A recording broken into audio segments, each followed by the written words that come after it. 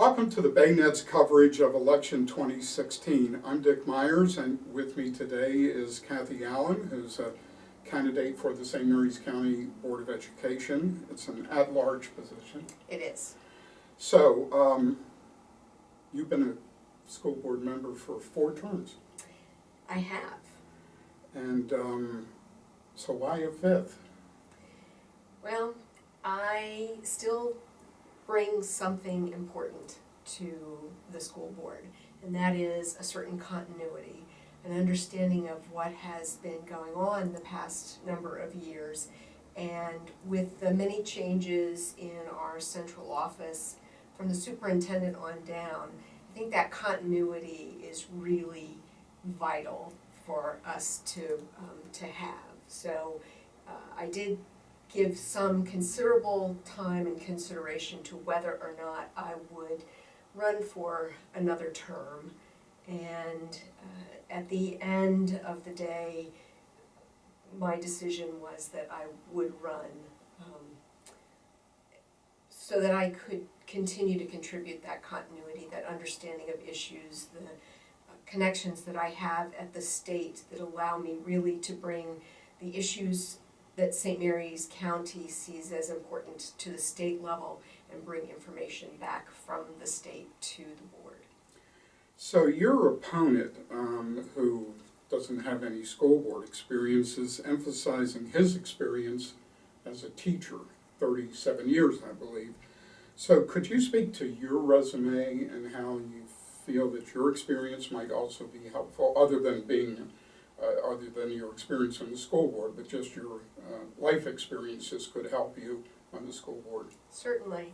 When we moved here in 1996, our children were young. Our son was going into 2nd grade, our daughter was in preschool, and I got involved with the school system in serving on what was then known as the Growth Management Advisory Committee, looking at the growth in the county, where schools might be needed in the future, where there were overcrowding issues and what might be done about that. My background as a critical care nurse has given me the skill level of looking at a large group of problems and distilling them down to their essence to understand what steps need to be taken to address them. I think that's vitally important. When you add to that the fact that through my family, my father was in construction, so I have an understanding also of the capital projects that we do. And the school board really is about so much more than just what textbooks we're going to use, what programs are going to be in the classrooms. And so having that ability to work as part of a team, to understand complex problems and complex budgets and be able to share that information, I think is something that is a real strength of mine, and that's where that's one of the places I feel like I can make a big difference and have made a difference. So there was some discussion about asking the legislature, I don't believe they actually did, asking the legislature to create term limits for the school board. I guess you would be opposed to that. Actually, I can see both sides of that argument. I think that at the end of the day, I think it's important for the voters to have that option. If I'm doing a good job and I'm demonstrating that consistently, then it's up to the voters to decide whether or not my skills should continue to be there. That said, I never expected this to be to last for me as long as it has, and that was one of the significant considerations I took into account when I decided whether or not I would run again. You were right at the beginning at the decision for the school board to be an elected position. I believe you might have been the first. I was not. Mary Washington was actually on the first elected board that came about in 1996. Okay. And so I was first elected in November of 2000 and took office in December of that year. So I guess I was just wondering how you feel that's working. having to go to the voters every 4 years, is that a good thing? I think it is. I think that it ensures accountability to the community. Decisions that are made, that votes that I cast on the school board are a combination of my understanding of the issue and then my conversation with members of the community, all of our stakeholders, to understand what their thoughts are on any particular issue, and if their thoughts require that I share information so they can better understand the issue, then I really look at that as a part of my role as a school board member, is helping the public understand the mandates under which we operate and the reasons behind decisions that we make. So one of the school board's main roles is budgeting, and a couple of years ago you wound up with a $6 million deficit. This year, as we sit here, the county commissioners early today approved the spending of $2.5 million of a surplus this year. So I guess people would say, how can that happen, that you could have such a large deficit and then have such a large surplus? The year that we had the deficit, our then chief financial officer came to us and indicated that he was going to make a change to the way we paid for our health care. We are self-insured. We pay an administrative fee on top of the monies that we pay into the to healthcare to cover the administration of our healthcare plan. And so we had been paying up front, and we were often getting rather large surpluses back from Blue Cross Blue Shield, sometimes $2 million. And so the decision was to utilize a pay-go method so that we had better control, and it turned out that that didn't happen, and you know, that also goes back to my belief that it's important to have continuity, because we all fell into that. You can go back and look at the coverage of those meetings where we were discussing our budget, and one of the questions I asked was, you're telling us that you're going to cut the funding for these particular line items.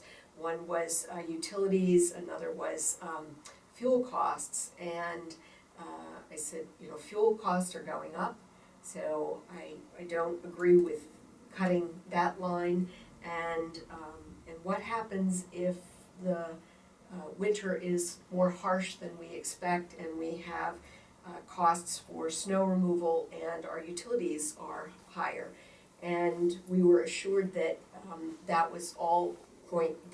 is always monitored, and should that happen, then we would do a categorical budget adjustment in January, which we had done in the past, and we would cover that. And unfortunately, that categorical budget adjustment did not happen. Almost the exact opposite happened this time. Yes, and so we really have put many more safeguards in place, and made some other changes that have ensured that we have not had that issue. And so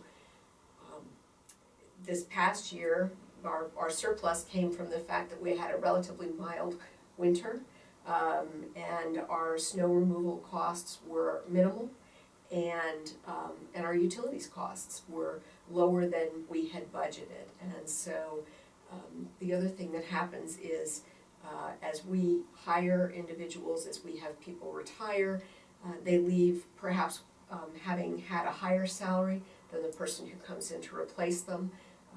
We have to budget with an eye toward who may be coming in, who may be going out, And so when we don't fill a position immediately, or the salary costs are lower than we anticipated, that can also add to the surplus. Okay, a couple of other issues. Testing has been a really big issue.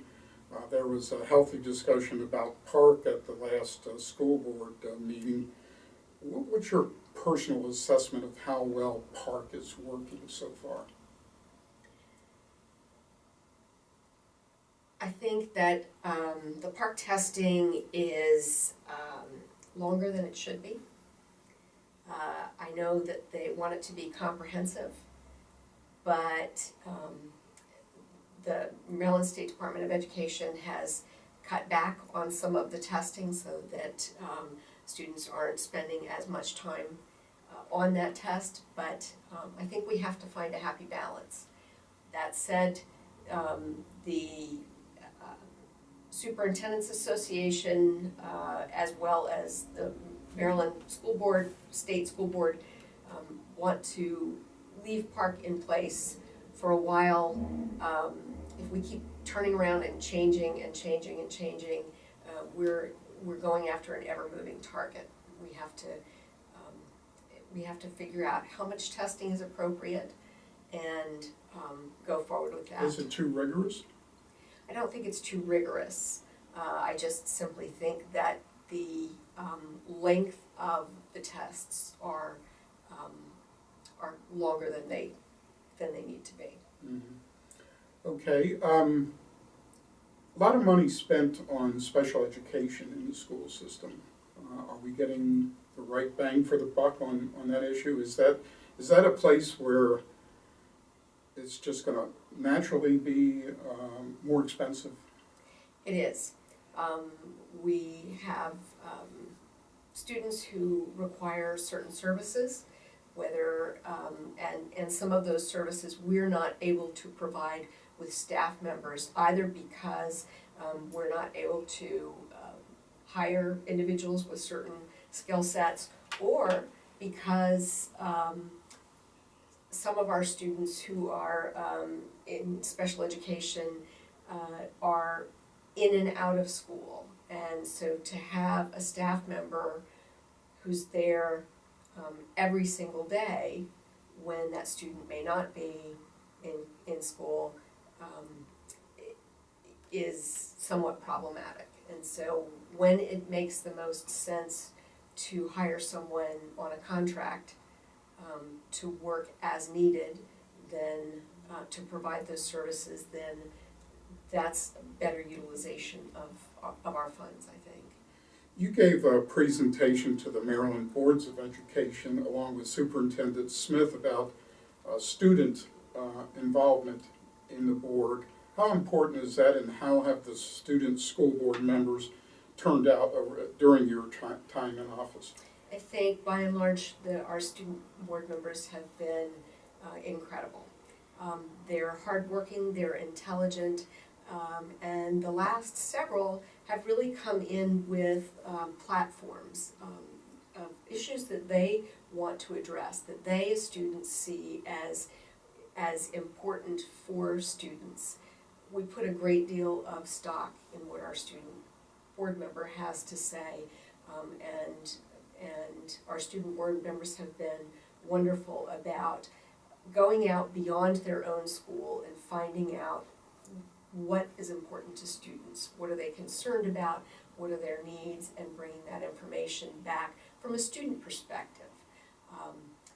We as board members are in and out of schools all the time, and so we're having conversations with students, but I think having the voice of a student on the school board is incredibly important.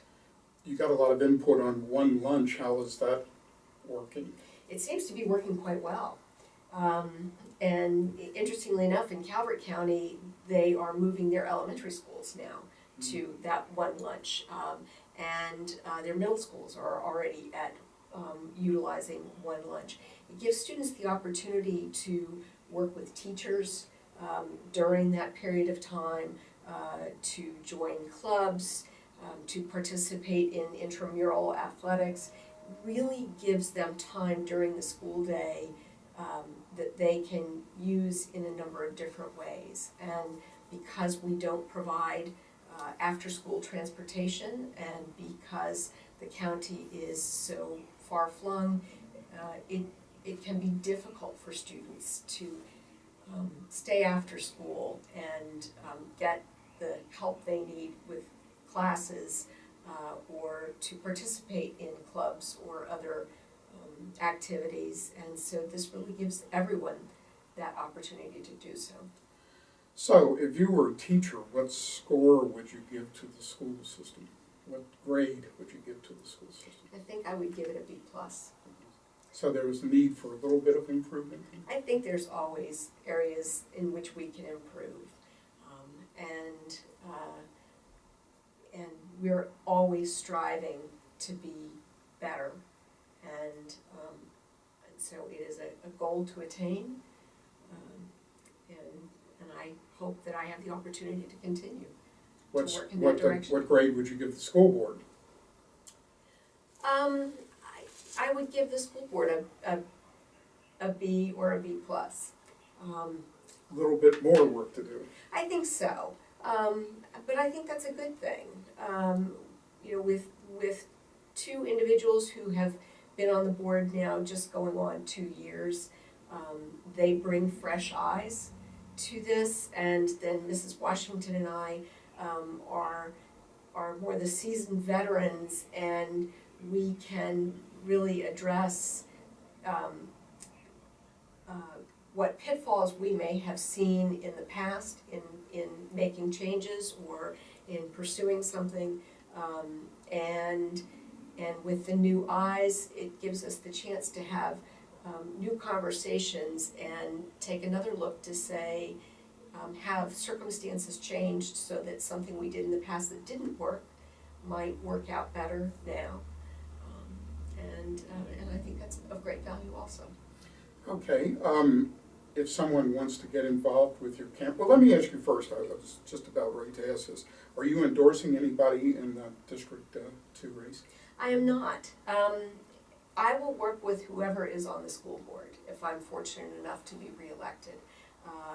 And I think that's important. I think both individuals bring things to the role, and so I look to the voters to become informed and make a decision on what they want to see. Okay, if people want to be involved in your campaign in these final 2 weeks as we're sitting here, what can they do and how do they go about doing it?